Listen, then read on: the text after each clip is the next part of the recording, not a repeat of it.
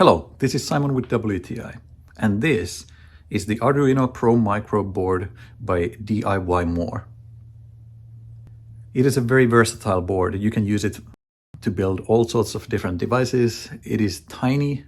It is absolutely tiny in size, and it is excellent for prototyping as it comes with the pins for soldering on, and you can put it on a breadboard and start working with it.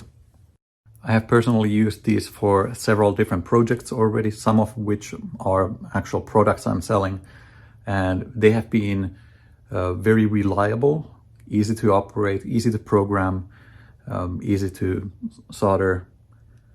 And there are even templates that you can use to design your own circuit boards around this very board.